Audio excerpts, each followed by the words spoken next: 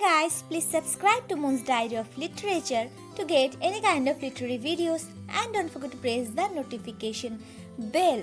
Now boost up your knowledge with this video. So today I'm going to discuss what are the features of Victorian poetry.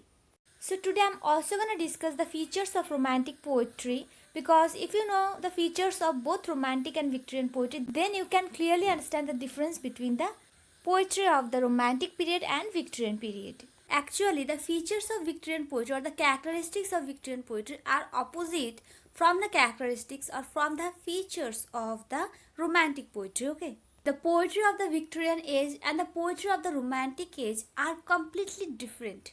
For example, in the romantic poetry, we have the features like addition to strangeness in beauty, Hellenism, quality of escapism or imagination. Okay. Apart from this, we have the love of beauty, the love for nature. These are the qualities of romantic poetry. But in Victorian poetry, you will see complete different characteristics. Like in Victorian poetry, we have realism rather than idealism. So the outlook of the Victorian poets are not idealistic. They are much more realistic than the romantic poets. Okay, then we have questioning to God. Actually, the Victorian poets continuously try to question the authorities of God, like churches and priests, all these things. Okay. Then we have the quality of pessimism. Pessimism means unhopefulness. Okay. So the Victorian poets are pessimistic, unlike the romantic poets. So actually the romantic poets were optimistic. Optimistic means they have the quality of hopefulness to everything. They're looking forward and they have a hope in everything. They can't lose their hope. Okay. But unlike the romantic poets, the Victorian poets do not have the quality of optimism. They have the quality of pessimism, unhopefulness. And then the next characteristic feature of Victorian poetry is that Victorian poetry shows interest in the medieval myth, in the medieval folklore.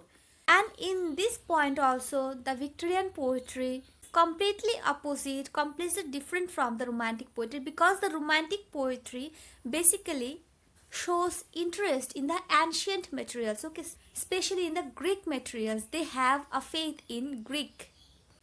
After this, we have the feature of sentimentality, the feature of morality in Victorian poetry. Though in Victorian poetry, some of the poets decline themselves from the prevailing morality, but some of the poets also try to maintain the prevailing morality of the age. Then we have the feature of using of sensory images, sensory devices, etc. And then we have also the feature of dramatic monologue, which is one of the most important characteristic feature of the Victorian poetry.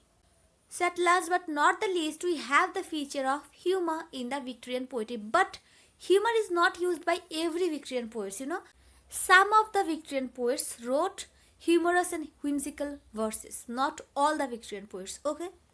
So yeah, these are the characteristics of the Victorian poetry.